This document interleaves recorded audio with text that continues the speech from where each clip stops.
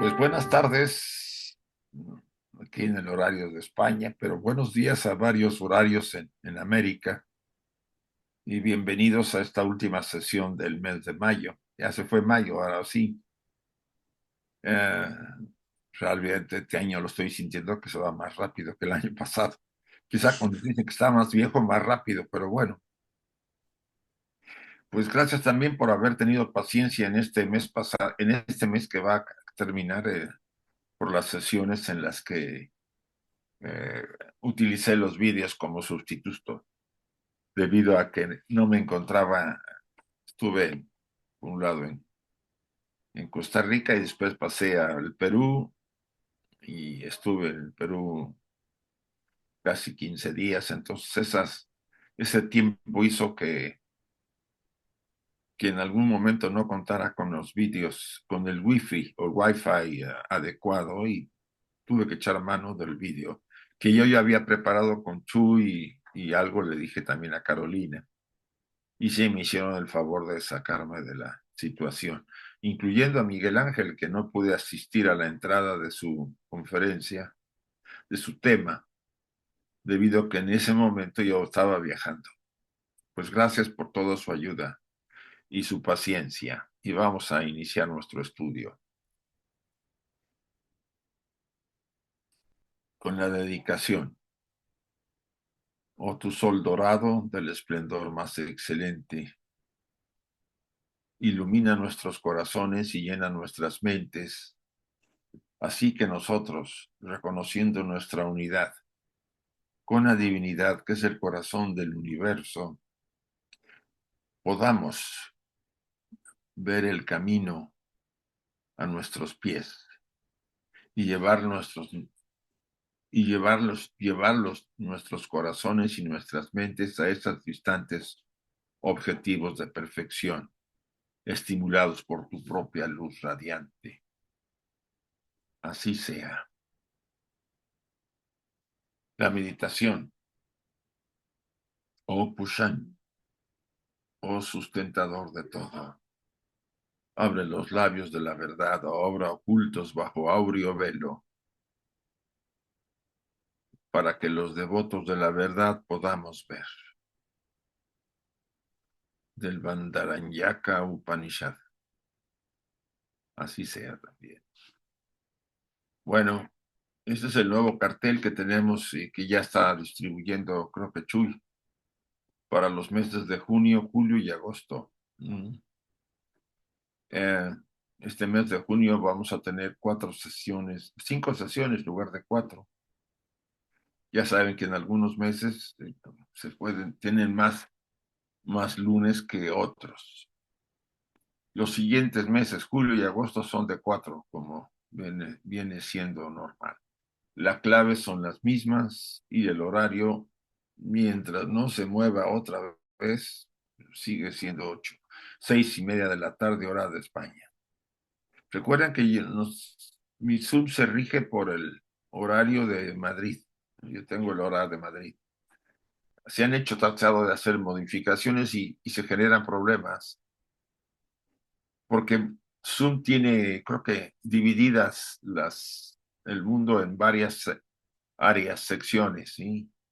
Y el Zoom de América es diferente en horarios y se producen problemas cuando se alteran. Yo trato de ajustar el cambiar el horario de Madrid al horario, por ejemplo, de México. Ya lo hicimos y una vez hubo ciertos problemas.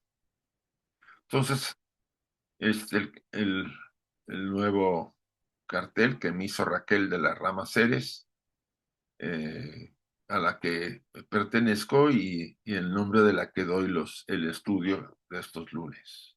Bueno, mañana el estudio de las cartas de los Mahatmas que lleva el doctor Enrique Reg en el horario que ya ven y las claves que ustedes conocen, que aparecen ahí.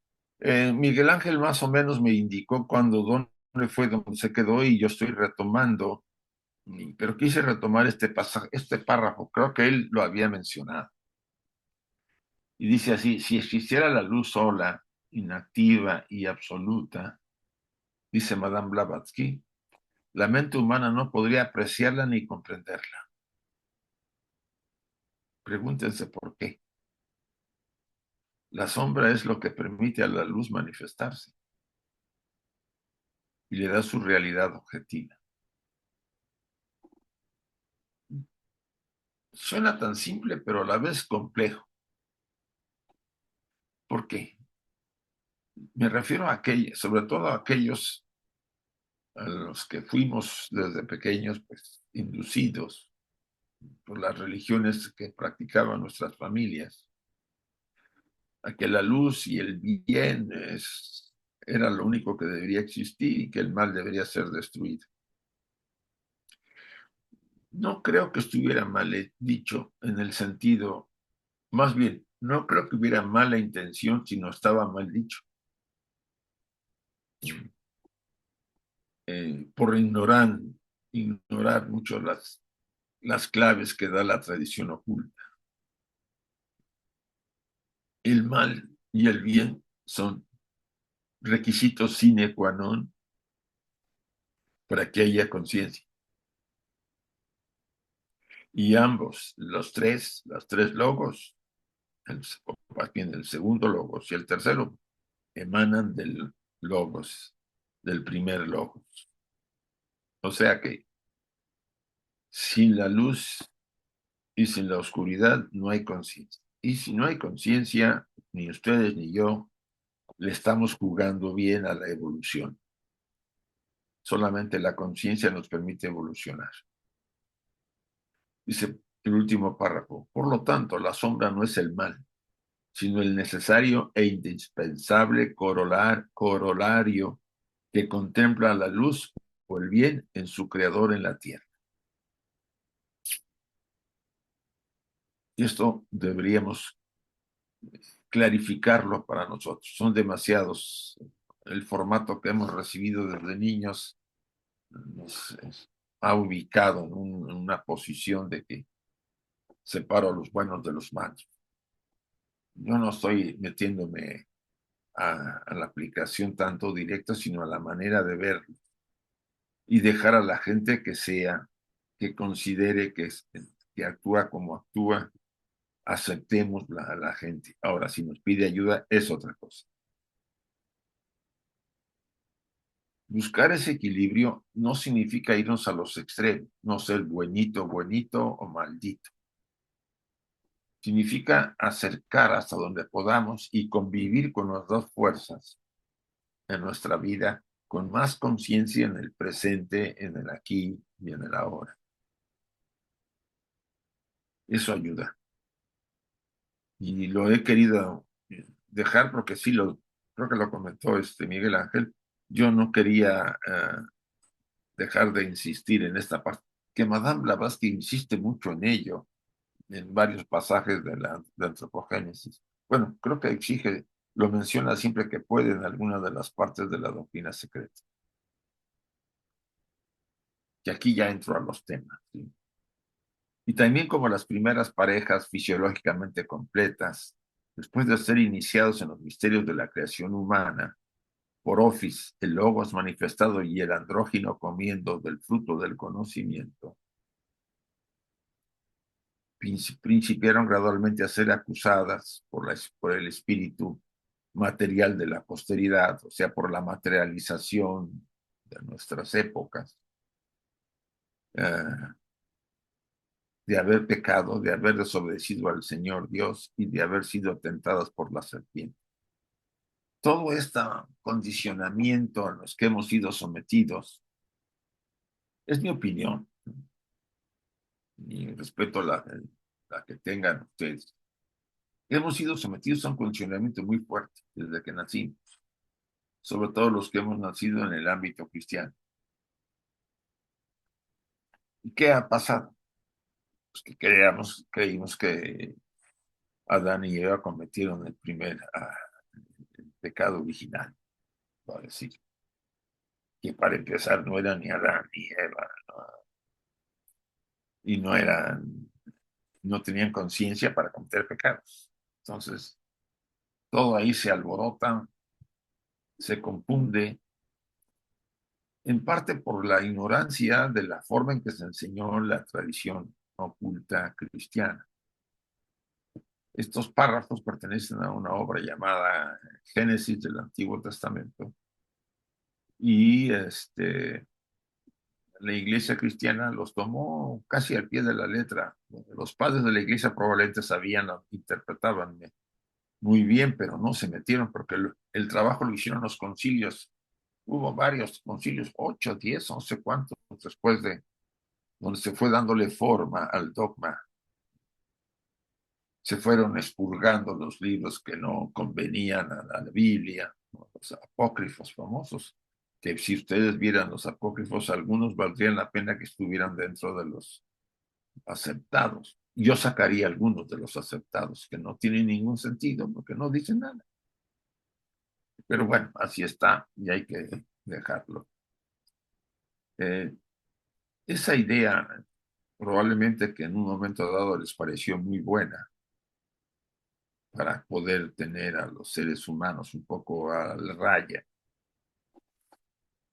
Pues con el tiempo y con el conocimiento de la literatura y las obras que han sido descubiertas y el cambio, ¿no? De la manera de ver el mundo y el dejar el fanatismo, eh, sobre todo de las estructuras religiosas cristianas, ¿no? De las inquisiciones y todas ellas, pues han permitido ver que todo este pasaje que dice que, dice, como dice, las primeras parejas fisiológicamente completas, después de ser iniciadas en los misterios de la creación humana por el Office, el Logos manifestado y el andrógino comiendo del fruto del conocimiento, principiaron gradualmente a ser acusadas por el espíritu material de la posteridad. Recuerden que esto ocurrió a mediados de la tercera raza raíz, sobre la tercera subraza de la tercera raza que recibimos la mente. Pero todavía tardamos en ser fisiológicamente completos. No fue completo de golpe. La naturaleza no corre, lleva gradualmente su desarrollo.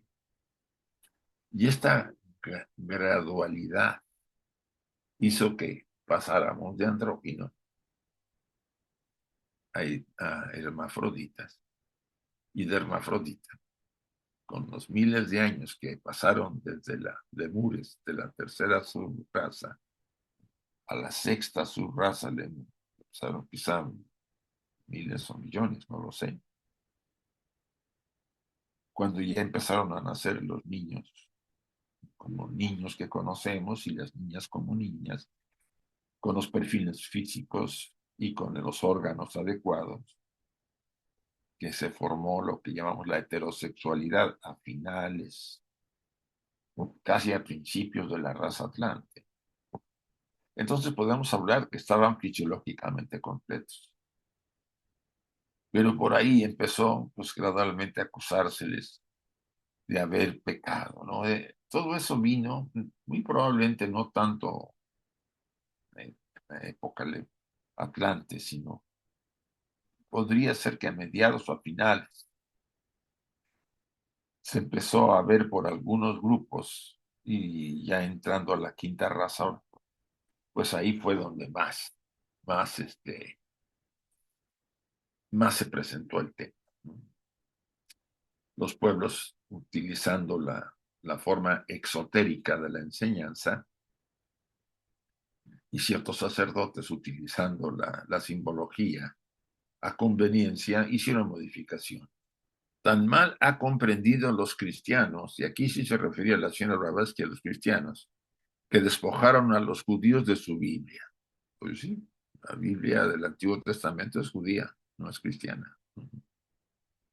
Los primeros 4 capítulos del Génesis, en su sentido esotérico, que nunca se han percatado de que no lo son, de que no solo no hubo pecado intencionado en esta desobediencia, como yo lo acabo de mencionar, sino que la serpiente era realmente el Señor Dios mismo. Pues sí,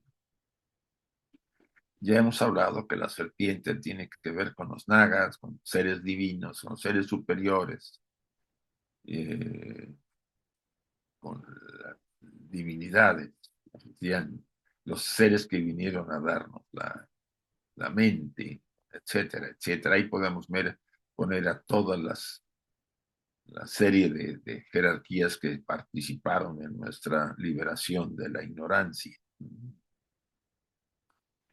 Y por supuesto, yo quisiera volver a repetirlo porque es válido que lo meditemos. Tan mal han comprendido los cristianos que despojaron a los judíos de su Biblia, los primeros 4 capítulos del Génesis en su sentido esotérico, que nunca se han percatado de que no solo no hubo pecado intencionado en esta desobediencia, sino que la serpiente era realmente el Señor Dios. Ese punto, recuerden, los 4 primeros capítulos del Génesis. Ahí viene una riqueza inmensa. Ahí está todo lo que es antropogénesis concentrado, bajo muchos símbolos que deberíamos meditar. Sí, siempre el presencial es básico. Tener una sesión presencial es necesaria para discutir, clarificar en ese momento, porque así yo puedo quedarme y sí pregunto, pero no es lo mismo.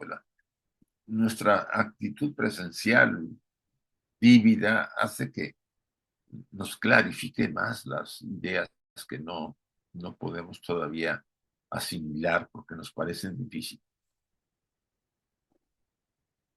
El cual como Office, el logo soportador de la sabiduría divina, creadora, enseñó a la humanidad a ser a su vez creadora. Pues sí, nunca han llegado a comprender que la cruz era una evolución del árbol y de la serpiente, convirtiéndose así en la salvación de la humanidad. Si ustedes se fijan, hay por ahí un símbolo, ¿no? De un ataúd con una serpiente. Tiene que ver mucho con lo que aquí está mencionándose en este pasaje. Repito otra vez, el cual como Office, el logos o portador de la sabiduría divina, creadora, el creador, el que iba a producir reproducción en la creación de los seres, que enseñó a la humanidad que participó en el principio para generar seres por Kriya Shakti o directamente, hacer a su vez, porque los que generaba también hacían lo que él podía hacer, tener hijos. Este tema me gustará que ahorita lo abordemos más adelante, porque hay algo ahí interesante que que ha pasado a nuestra manera de ver el mundo de una manera como muy mítica, muy un sueño, es una alegoría, y no es una alegoría. Nunca se ha llegado a comprender que la cruz era una evolución del árbol y de la serpiente. ¿Dónde estaba la serpiente? En el árbol. No sé si comprenden ahora bien cuando ven ustedes la cruz y el crucifijo.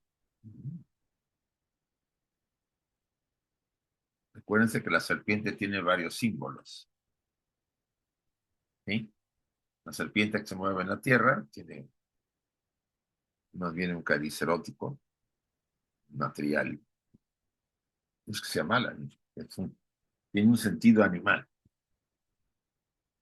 Y la serpiente que se yergue sobre un árbol o sobre como la que tenía Asclepios en su barra, ¿no? Que se movía alrededor de ella y la tenía viva. Es, eh, vamos a decir, la sabiduría divina que es portadora de la creación. Esto es interesante porque tras de todos los condicionamientos a los que nos sometieron, vemos como tabú a la serpiente del paraíso, y la asimilamos como, y la demandamos y la acusamos como Luzbel o Satanás, o toda esa serie de terminología que fue creada también por la misma iglesia, eh, en un momento dado en que ya la mayor parte de los que decidieron dictar estos dogmas, o esta manera de ver el mundo a través de la tradición cristiana, ya habían perdido las claves de las ocultas.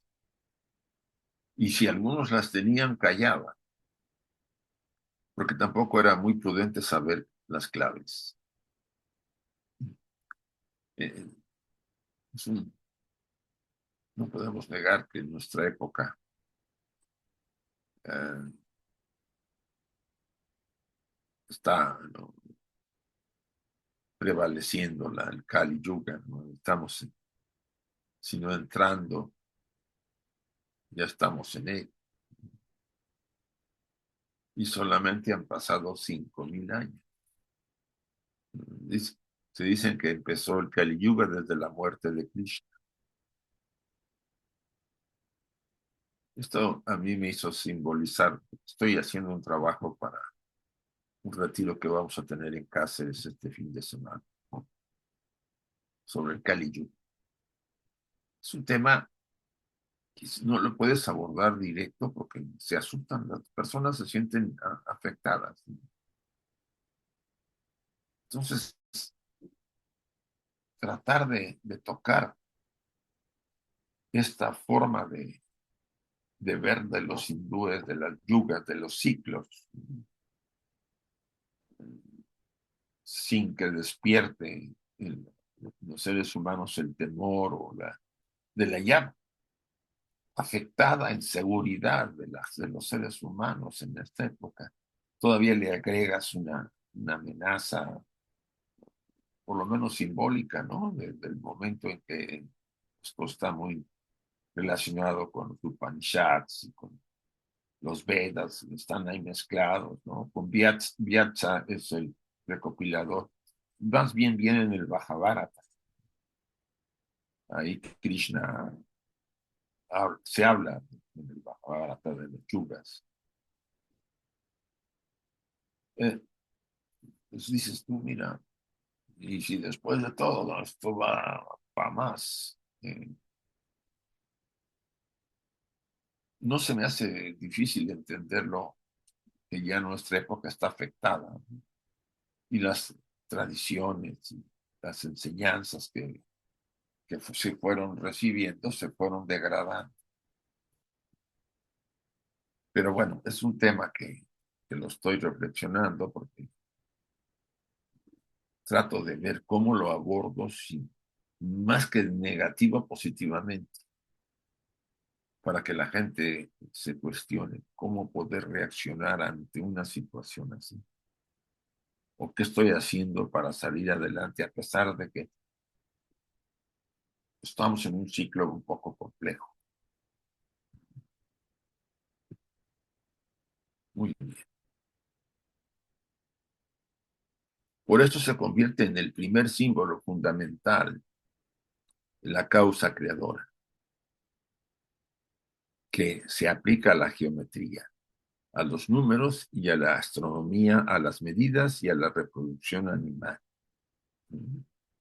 El árbol y la vida que emanó del árbol, o sea, de la fuente, donde nos llegó, pues se puede decir simbólicamente, la fuerza creadora que hemos recibido y del despertar de nuestra conciencia, parafraseando sobre todo el Génesis, donde se ve más directo hablar, pero en la tradición oculta, como parte de todo el proceso de la raza lemur. en su, en su inicio y su final, ¿no? La raza más misteriosa y más divina de todas las que ha habido. Ahí se definió nuestra humanidad. De ahí salimos de la ignorancia a mente a ser seres, a ser casi dioses encadenados en cárceles de carne, esperando ser liberados. Ese es el poder que nos dieron los Manasaputres, los Anishvat. O sea, liberaron nuestras mónadas y las dispusieron en condiciones de que alcancen esos elevados e infinitos límites, infinitos horizontes, porque no hay límites. Gracias a ellos. Y no son ni demonios, ni satanes, ni nada por el estilo. Todos son creaciones humanas generadas por la ignorancia.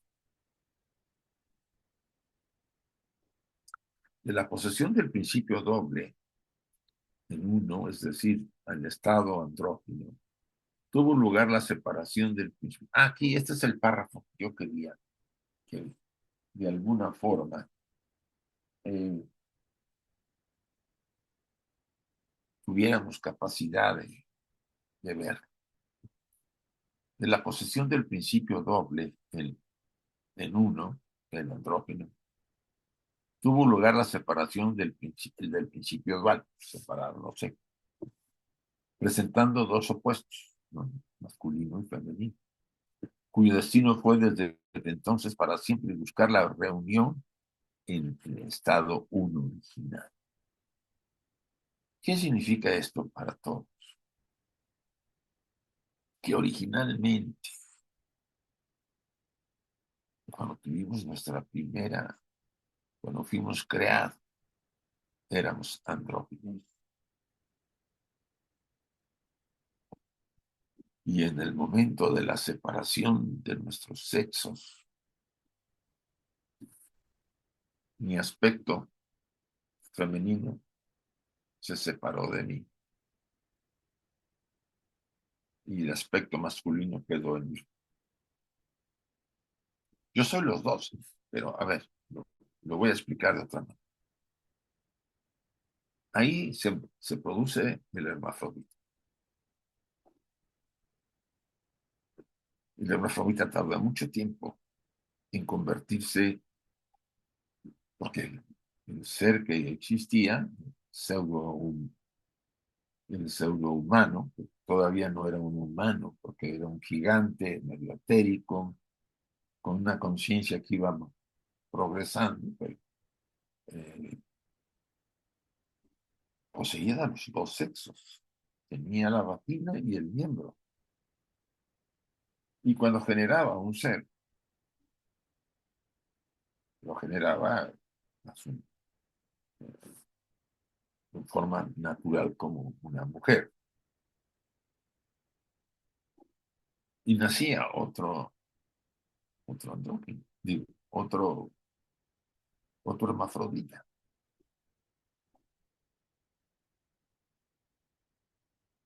Para que eso, y que además físicamente parecíamos hombres mujeres, éramos una mezcla. Sí, yo podía estar viendo de una posición y me parecía una mujer bella, cambiaba y parecía hombre. Bueno, no, más masculino.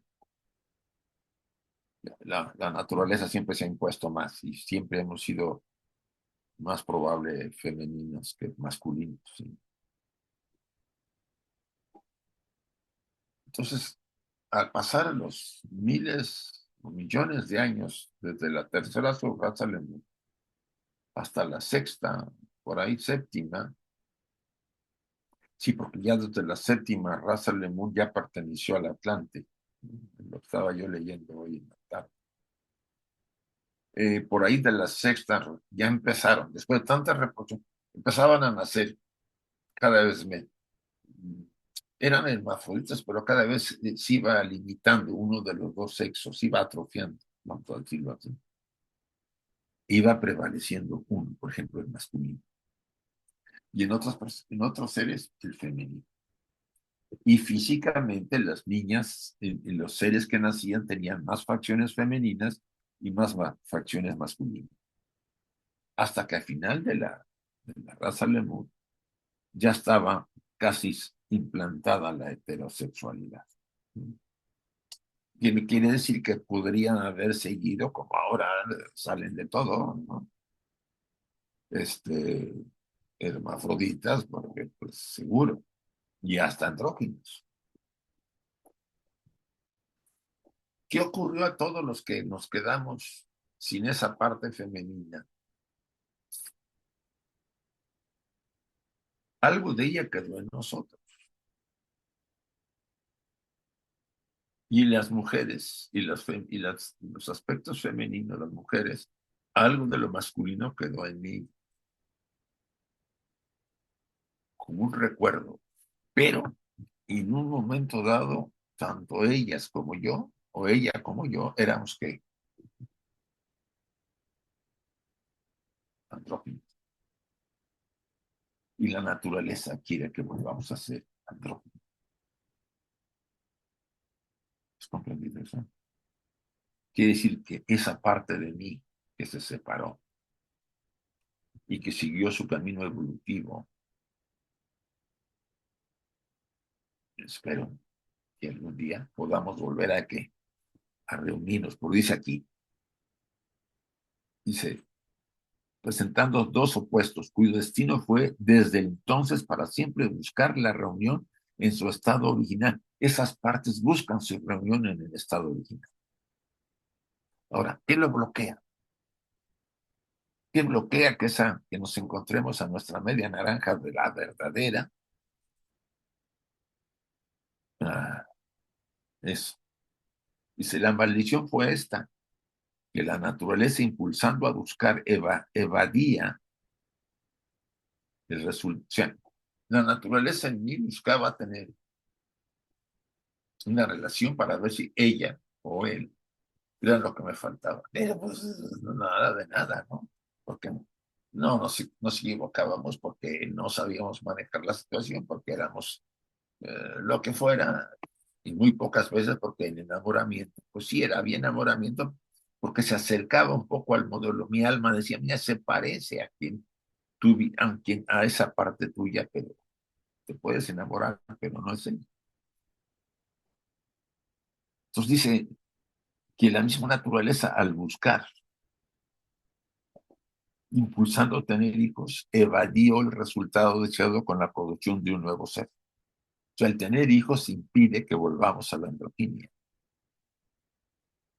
distinto de aquella reunión o unidad deseada a la que originalmente estaba, por medio del cual defraudaba y defraudará siempre el intenso deseo natural de recobrar el estado perdido que tuvimos original, la androginia.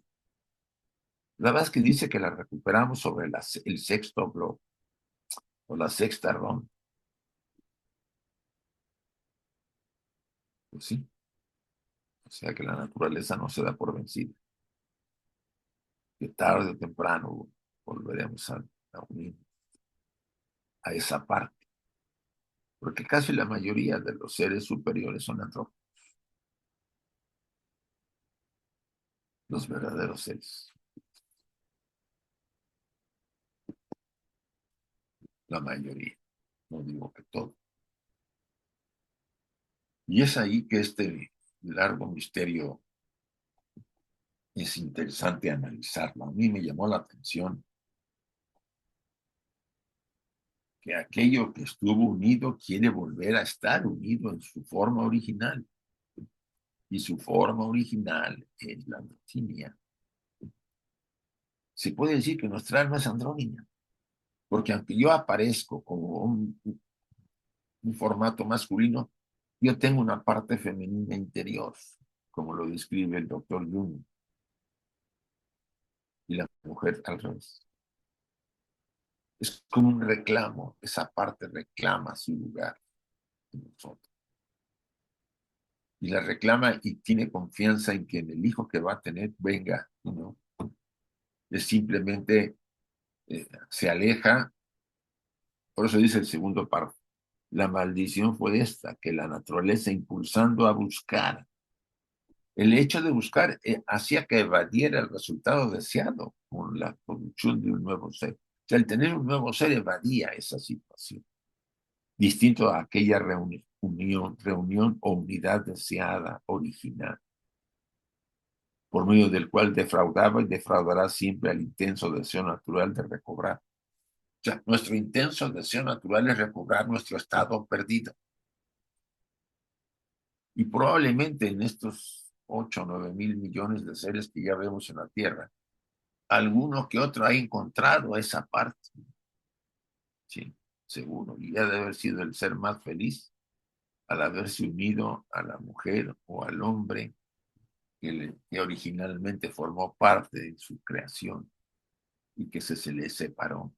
Ahí se recobró ese estado perdido. Puede ser. Y la felicidad que viven es superior, es divina. La alegoría de Adán, considerada aparte del árbol de la vida, significa esotéricamente que no, que la raza que acababa de separarse abusó del misterio de la vida, pues, ¿sí? Y lo hundió en la región de la animalidad y de la bestialidad, el abuso del sexo. Ahí le dimos mate. Bueno, se le sigue dando mate. Pues como se enseña en Zohar, matronetat sequina. Ha de ser metatronat, pero matronetat Shekina, simbólicamente la esposa de Metatron, es el camino hacia el gran árbol de la vida, el árbol poderoso, y Shekina es la gracia divina. El árbol famoso de las cefiras, el equilibrio. Repito el pasaje, es muy cabalístico. La alegoría de Adán considerada parte del árbol de la vida, considerada aparte del árbol de la vida, significa esotéricamente que la raza que acababa de separarse abusó del misterio de la vida y la hundió en la región de la animalidad y bestialidad. Pues como enseña el Zohar, Matronetat Shekina, simbólicamente la esposa de Metatron, es el camino hacia el gran árbol de la vida, el árbol poderoso, y Shekina es la gran gracia divina. ¿No? Esto nos lleva incluso a incluir a Eva, simbólicamente los seres. Uh,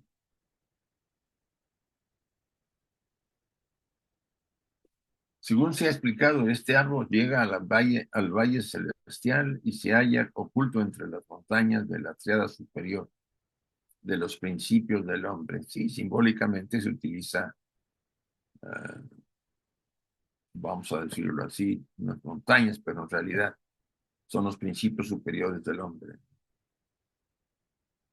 O sea, Atma, Buddhi y Manas, el espíritu, el alma y la mente superior.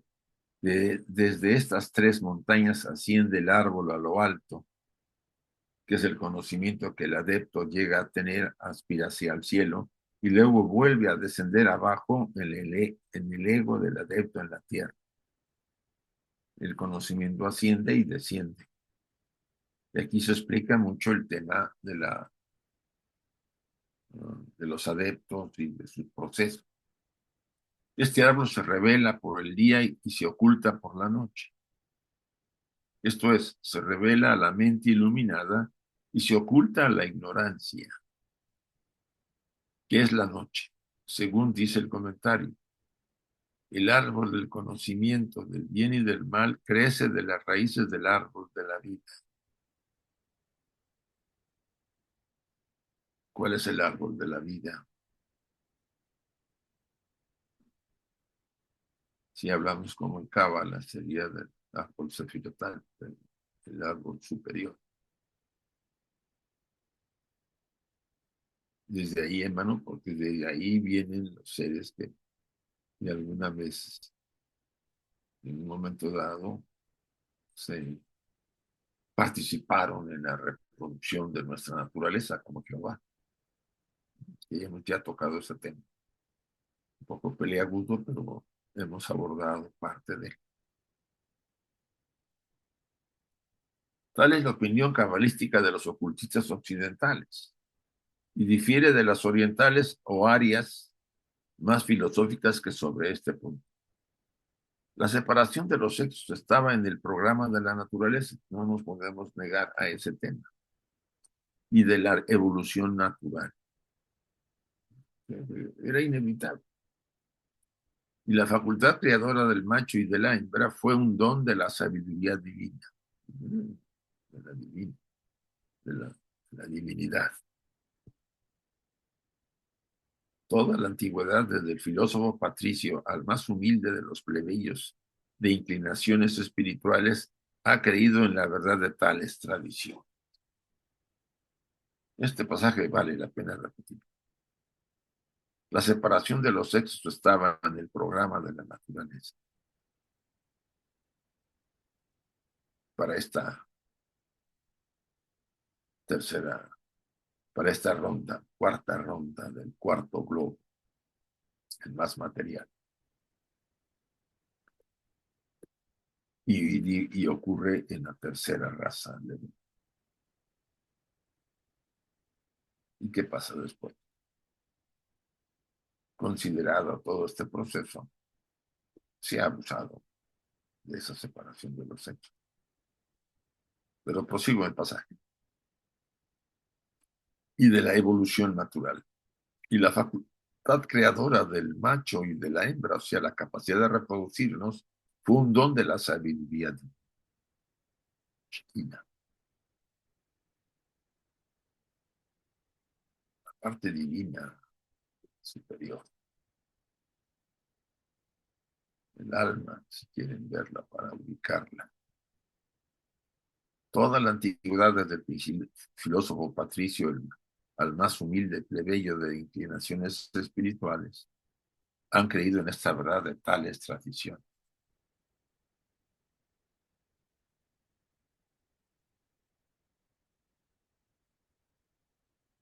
Bien, aquí viene un pasaje que nos habla de los hijos de Dios y las islas sagradas. Estamos hablando nuevamente cuál ha sido la isla sagrada, la verdadera isla sagrada que considera la tradición oculta es a todo el continente, si podemos llamarlo así, que ocuparon los lemuros y que también se llegó a llamar Mu y que estaba en el Pacífico. Llegaba hasta Madagascar, tocaba Ceilán, se unía, incluía Australia, para quedar lo inmenso que era. La leyenda que se da en Nisi sin velo en relación con una parte del globo a la cual la ciencia concede ahora que fue la cuna de la humanidad, aunque en verdad solo fue una de las 7 cunas, dice lo siguiente. Sí, fueron varias las cunas. Los lemurios fueron una de ellas. Dice la tradición y los anales del gran libro de Xian, explican que mucho antes de los días de Adán y de su curiosa esposa Eva, en donde ahora solo se encuentran largos, salados y desiertos estériles, desolados, había un vasto mar interior que se extendía sobre el Asia central, al norte de la altiva cordillera de los Himalaya y de su prolongación occidental. En este mar había una isla que por su belleza sin par no tenía rival en el mundo y estaba habitada por los últimos restos de la raza que precedió a la nuestra. Shambhala. Esa isla, de acuerdo a la enseñanza oculta, realmente ha existido. existe, no nuestro plan.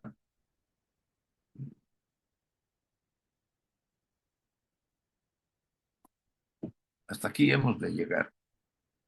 No lo he hecho tan largo como otras ocasiones, porque estoy retomando el trabajo y poco a poco, después de adaptarme a los horarios otra vez, eh, espero que pueda ya las siguientes sesiones, que tengo 3 sesiones seguidas, porque el mes de junio tiene 6 sesiones.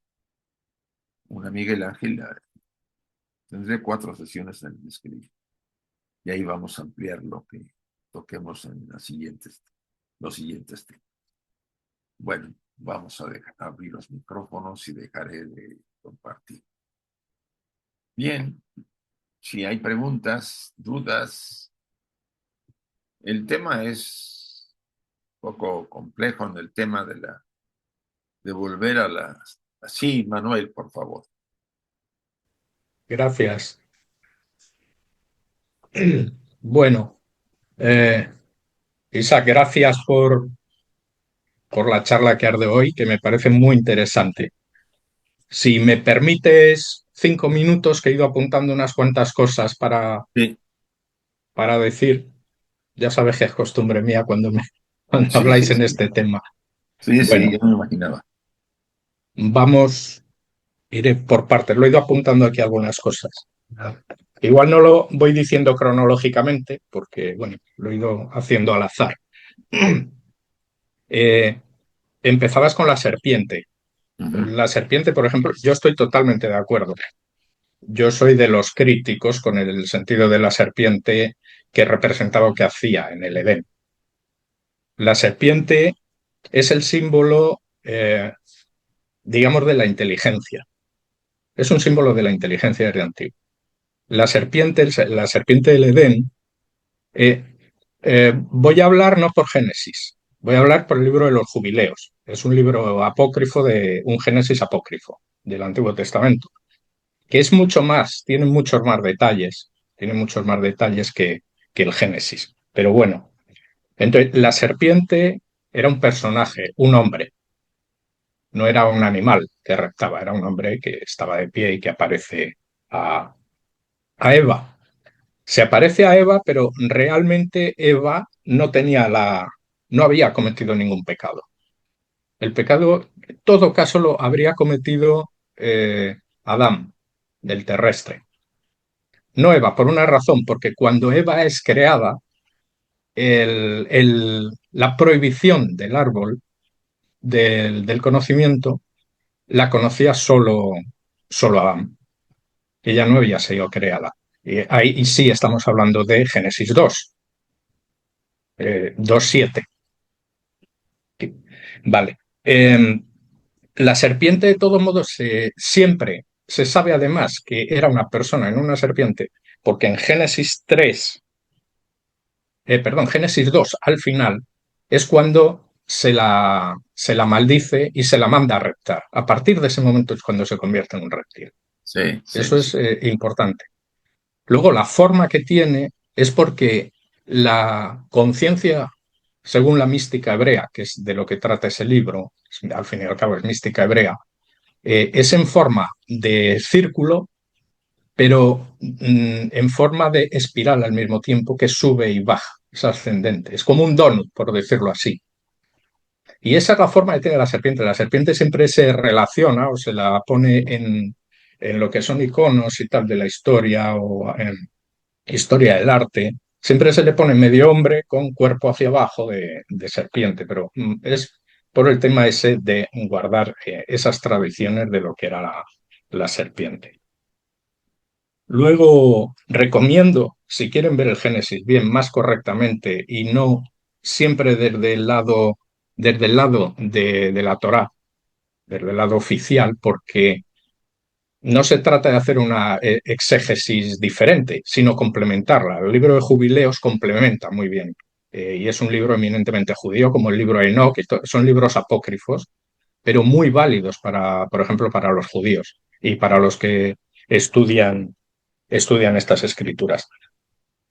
Mm, Otra de las cosas también que sale en Génesis, por ejemplo, es que el hombre en origen, el de Génesis 1, estaba hecho, como Adán Cadmón, estaba hecho para gobernar y sojuzgar la Tierra y los planetas. Y lo dicen a partir del 27. Sojuzgad la Tierra.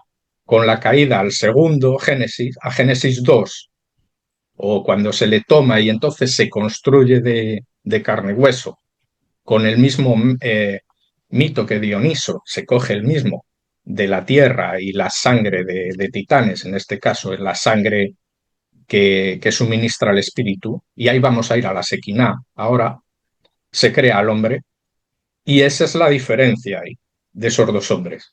El hombre de carne y hueso y deja de sojuzgar la tierra. Por eso hoy en día no sojuzgamos nada. Sí, Simplemente, pues, bastante tenemos con sobrevivir, sí, probablemente.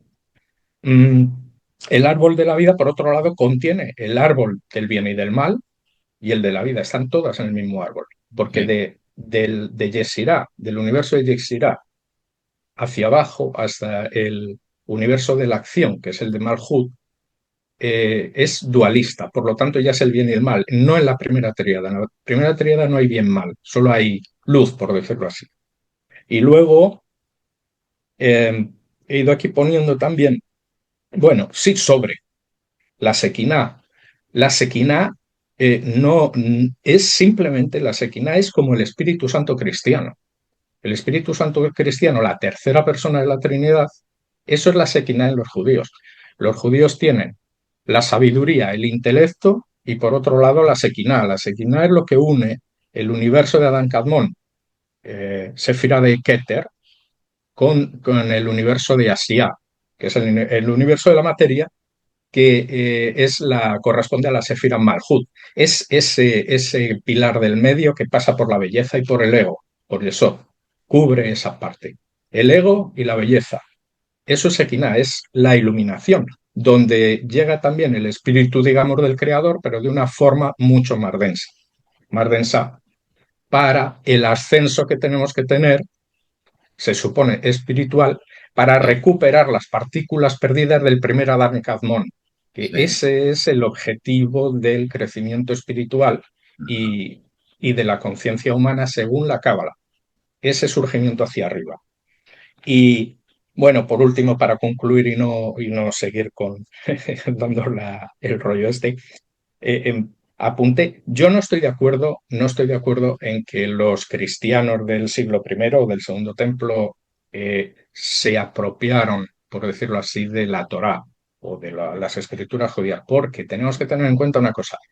El judaísmo es muy dinámico y van creciendo y cambiando y entrando sectas en el judaísmo del segundo templo. Una de ellas fuera la de los judeocristianos, que tenían todo el derecho igual que los otros cristianos, que los otros judíos, porque la única diferencia es que unos habían aceptado que había llegado su Mesías y los otros no. Esa era la diferencia. Pero se convierte en legítimo para la Iglesia Católica, fíjate bien, porque es importante, porque la tercera promesa de Dios a Abraham era serás padre de numerosos pueblos. Al ser padre de numerosos pueblos y cumplirlo, Pablo, porque esto ya sería meternos en teología paulina y da esto para una conferencia solo. Al entrar como padre de numerosos pueblos, Abraham me refiero, y cumplirse entonces sí la promesa de la restauración de Israel, que Pablo por eso hace el cristianismo, tiene todo el derecho a las naciones a coger también esas escrituras. Igual ocurre con el Islam, como es todo muy dinámico, las religiones abrámicas, el Islam recoge, porque eran antiguos cristianos, todas las enseñanzas cristianas también. Ajá. Y no podemos decirle por ello que se han apropiado de los evangelios, pero los tienen, ¿eh? Aunque su Sí. libro es el Corán, contemplan toda la literatura del cristianismo, incluso del judaísmo anterior, porque Ajá. saben que vienen de esa raíz misma. Bueno, muchas gracias por la No, no. conferencia y gracias por Nos, dejarme estos minutillos nos has para esto. impartido una clarificación muy Gracias. interesante. Gracias, gracias, Manuel. A ver, José Luis, por favor. Buenas tardes a todos. Gracias, Isaac, por compartir. Yo no puedo estar en este estudio porque estoy de trabajo, ahora estoy de vacaciones, así que aproveché. Y bueno, al último explicabas que el cambio de los sexos, o sea, perdón, la diferenciación de sexos estaba planificado. Entonces, eso me hizo pensar de por qué es que teníamos ese plan, o sea, eso estaba, era parte del plan el cambio de sexos. Em, si recordamos un poquito, justo en la tercera raza raíz, la raza Lemur, ya empieza la diferenciación de sexos y un poquito después, em, pues llega los Agnishvatas para darnos la mente. Tal vez hay algún motivo por el que eso tenía que hacerse de esa forma, ¿no? Eh, Se me ocurre ahorita como idea solamente digo que posiblemente tengamos que hacer un buen uso del poder creador que es el sexo para luego poder avanzar. Tal vez es parte del plan y uno de los motivos por los que cambian las cosas, ¿no? En esa tercera raza raíz. Inclusive me puse a pensar que recuerdo que se explicaba que los instructores que vinieron a darnos la mente, ellos encarnaron y además ellos podían crear por ese poder que es Kriya Shakti, ¿no es cierto? Que es el poder de la mente, ¿no? Tal vez hay algún motivo por el que la diferenciación de sexo es aparte del plan. Esa es la pregunta, Isaac. Gracias. Sí, yo lo veo desde el punto de vista siempre de esa polaridad, ¿no? La polaridad nos permite tener conciencia. Y el proceso por lo que pasaba la mónada encarnada, desde que emana de la fuente hasta que atraviesa los niveles minerales, vegetales y animales y llega al ser humano, ella estaba preparada, las mónadas lunares que somos nosotros, y hemos pasado a la ronda terrestre, estábamos ya preparados para, vamos a decir, abrirnos a una conciencia eh, más desarrollada en los planos materiales, en los planos finitos. Recuerden que dice la tercera proposición de la doctrina secreta. Tenemos la conciencia divina de la fuente de donde hemos emanado, pero no tenemos la autoconciencia de este universo material.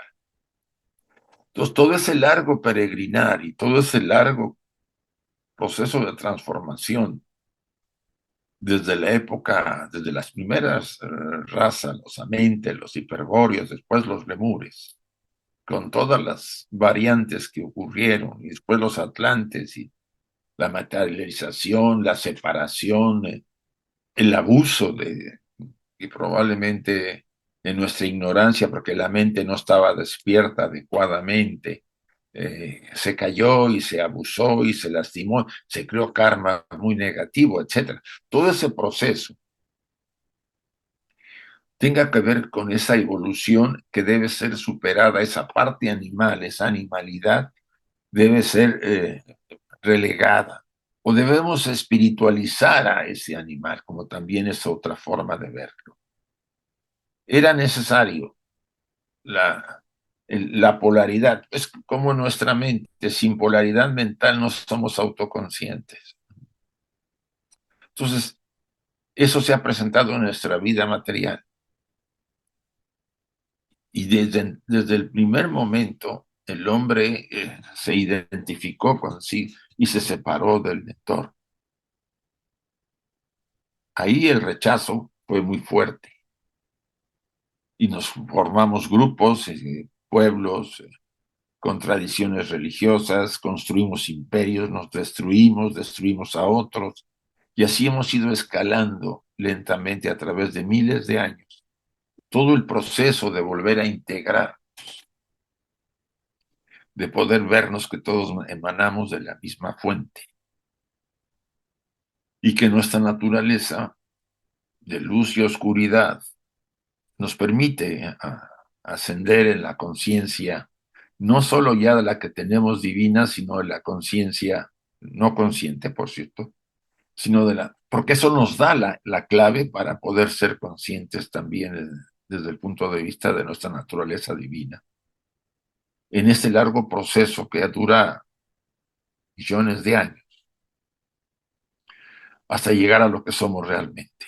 seres divinos, utilizando un traje de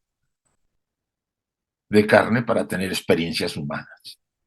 O sea, las experiencias humanas nos permiten la ascensión, el proceso de ser mejores, el crecer, el que la conciencia se vuelva mucho más amplia y abarque más el universo que nos rodea. Y ya no nos veamos separados, nos veamos unidos, como dice el principio, la primera declaración, la fraternidad universal. Todos somos hijos de la fuente, todos somos la fuente, aunque no la podemos reconocer todavía. Y nos vemos separados como el hijo pródigo, ¿no? Alejado del Padre, buscando nuestro camino. Pero cuando hemos empezado a reconocerlo, empezamos a volver al Padre. Es una muy bella forma del Maestro Jesús de decir nuestro retorno a nuestro verdadero hogar. Y eso tiene que ver con lo que has preguntado ahorita, José Luis. Era parte del programa, pero suscitaba peligros y riesgos y errores que seguro que los llevamos a cabo como los niños cuando empiezan a caminar y balbucear en la vida, se caen, se tropiezan y hacen muchas cosas que pues realmente no estaba considerado. A veces nos lastimamos en exceso y a veces malogramos nuestro proceso, ¿no? Eso es, por lo menos en una vida. Pero es parte de todo. El aprendizaje es así. Ese es el modelo en este universo que tenemos para poder crecer y desarrollar, superar los obstáculos, crecer, no darnos por vencidos jamás. Y bueno, espero haberte contestado. Gracias, José Luis. A ver, Elsie, por favor, pero tienes los micrófonos cerrados, creo. Yo quería, mira, me surgió esta pregunta relacionado con todo. El tema fue maravilloso, sobre todo la última parte de la exposición. Eh, yo pienso en el instinto que tenemos animal, los seres humanos, ¿no? Y todo estamos basados en si recta para la tierra, es un instinto básico, si recta para arriba la serpiente, que si está para arriba, pues significa que está más en dirección a lo divino. Eso es comprensible, ¿no? Pero, por ejemplo, nuestro instinto animal, cuando morimos, o cuando vamos evolucionando, suponte que evolucionemos tanto que la estrella, en vez de estar las tres arriba, ¿no? Los tres, la trilogía divina, ¿no? Y abajo la estrella se da la vuelta y se pone en tres, ¿no? Que es a donde tenemos que llegar. Bueno, no, más arriba, pero hasta ahí digo, hablo del alma, el Budi y el Manas. Bueno, y ese instinto animal que está desarrollado, porque aunque nosotros, los conscientes, intentamos no caer en cosas muy animales, tenemos conciencia de que son animales y no las hacemos. Ese animal que está desarrollado en nosotros, está latente, ese animal tendrá posibilidades de también coger un alma y evolucionar como en el reino animal. ¿Me expliqué? Sí, Porque pero no ese creo. animal nuestro, No, mira, no es un animal en el sentido un animal, concreto, es una energía. sí, pero está marcando nuestra personalidad, ¿no? Es que esa es la famosa dualidad. Hay energías que nos elevan y hay energías que siguen su proceso hacia la materia. Somos un intermediario entre el cielo y la tierra. Los Sí. seres humanos poseemos lo divino y lo terrestre. Conjugamos las dos fuerzas, ¿sí? Una parte está hacia lo divino y la otra parte tiende como parte natural de la evolución eso lo dicen las declaraciones, los principios hacia la materia, pero es la capacidad de lo divino encarnado en un ser humano viviendo experiencias humanas que hace que se revierta y se espiritualice ese animal. Claro, exacto, Es decir, sí. lo Ah, podemos, porque muchas veces se ha discutido, cuando yo he escuchado que había que destruir a la al personalidad, animal. yo digo, mejor espiritualizarlo, hacerlo mejor y hacerlo nuestro servidor. En cierta forma, Pitágoras hablaba de ese tema cuando hablaba que el primer gran paso de transformación es hacer que la mente concreta que tenemos se vuelva a, Superior. a nivel superior. Entonces arriba quedaría un cuaternario y abajo una triada, pero esa triada estaría sometida, Sí, es verdad. rendida a lo superior. Yo Claro. lo veo así, Elsie. Muchas gracias, Isaac. Me has dado luz. Porque se me replegaba la estrella de David para arriba, pero ahí me quedaba yo media confundida. No hay Muchas gracias. problema. Gracias. Sergio, por favor, a ver, ahora sí, se abrió Sergio. Gracias, Isaac. Este, me quedé un poquito, no sé si confundido, pero un comentario que hizo ahorita Isaac, cuando estuvo comentando usted acerca de que de ese aspecto femenino, masculino, ¿no? En ambos.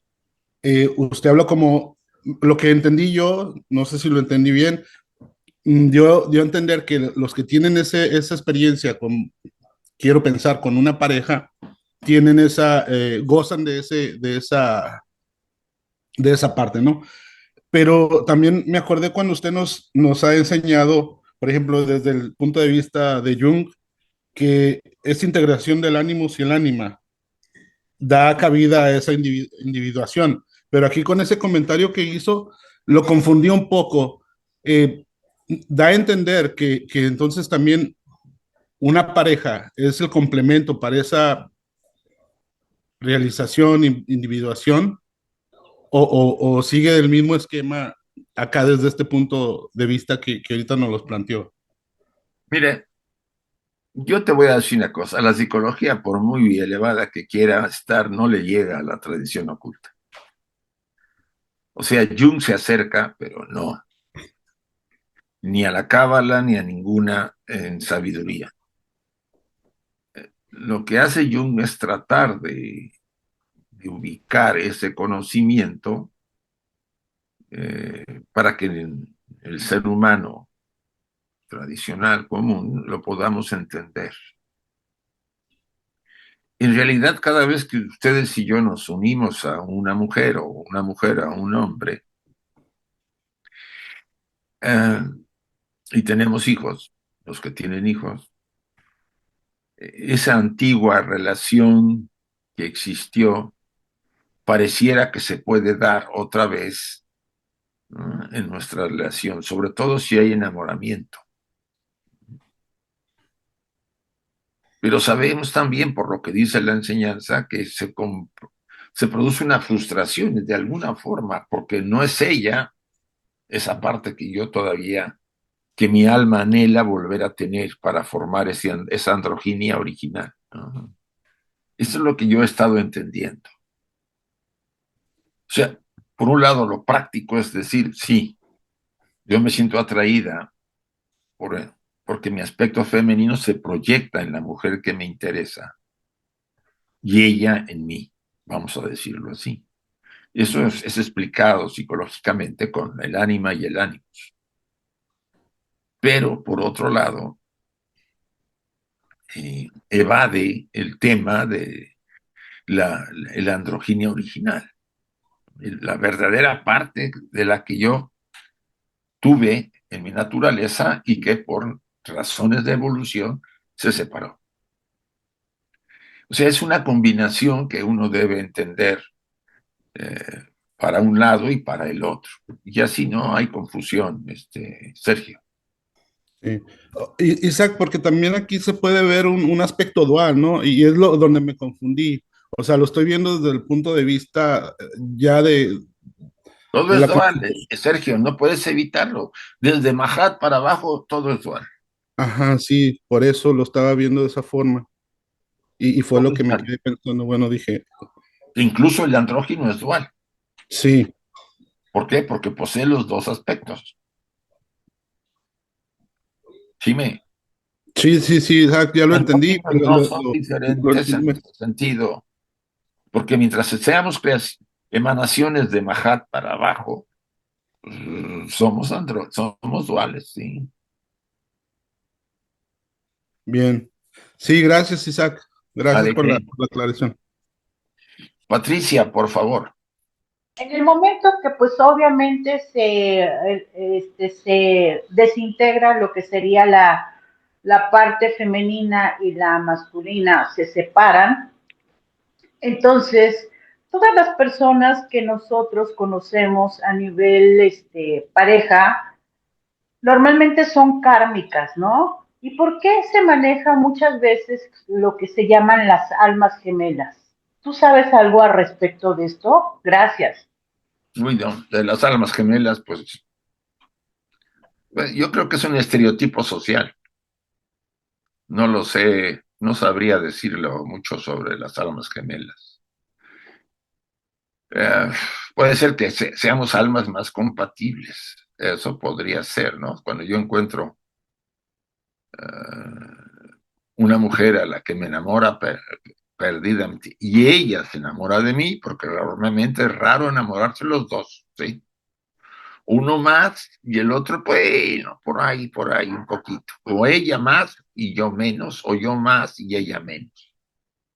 Pero cuando las dos coinciden y hay verdaderamente una armonía, que no quiere decir que hay una igualdad, sino hay un equilibrio y fuerzas que se mueven y una felicidad que no es más que casi ya no es humana, se puede hablar de almas gemelas.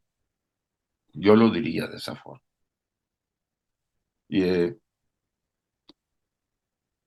en las parejas, el gran problema que tenemos los seres humanos es que nuestras relaciones son un poco, y ahora más, ¿no? Que todo lo quieres realizar por los sistemas electrónicos. Antes siquiera las conocías, ¿no? Las veías, hablabas con ellas, ibas con ellas, ¿no?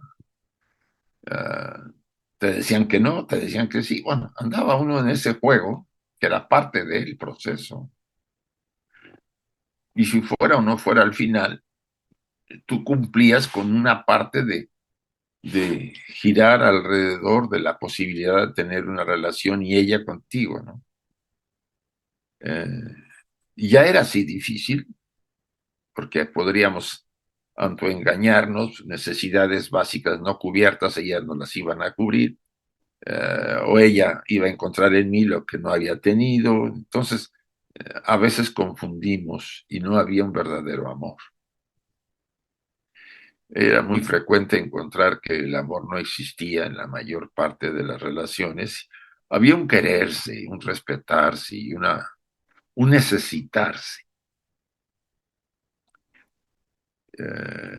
Pero yo a veces cuando he hecho talleres y he preguntado ya ni siquiera el enamoramiento, he preguntado cuántos se han enamorado, amén de un grupo al que yo siempre le doy, en otros casos, 3, 4, 5 manos, los demás, ¿no? Se unieron por necesidad, por simpatía, porque querían tener una compañía, porque les parecía muy buena persona, porque tenía ciertos recursillos, por lo que fuera, pero no había enamoramiento y lo reconocía. Entonces, en este mare magnum de cosas que pasan y cosas que hacemos, pues estamos como perdidos, ¿no? Y ahora de remate nomás te citas por el aparatito a ver si pega, porque si te engañó, pues te sale ahí, como dice equivocado, ¿no? La cosa, o abusan de ti o te quieren robar o lo que fuere. Tenemos ahí que recapacitar, reflexionar que una relación, si se llega a tener adecuadamente, me puede ayudar a crecer y a desarrollarme, a mí y a ella, a ser mejores seres humanos. Las parejas tienen esa función. Que se ha perdido el sentido y solamente procrear es otra cosa. Y eso está en parte el abuso que dice que se ha hecho a la naturaleza, ¿no? De la procreación, de la creación. El abuso de tener hijos como un sustituto, muchos lo tienen para mostrar su hombría, otros porque ante la población tienen que tener un modelo, ¿no? Que la población repite, ¿no? Como Estados Unidos ahorita, o los chinos, como fueran, ¿no? Estamos desorientados en ese sentido. Pocos países y pocos pueblos tienen todavía, los más interesantes son los más primitivos, ¿eh?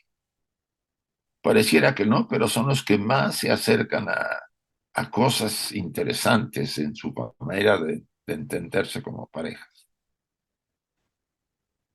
Es lo que te puedo decir, Patricia, de lo que me has preguntado, sobre todo de las parejas afines o almas gemelas.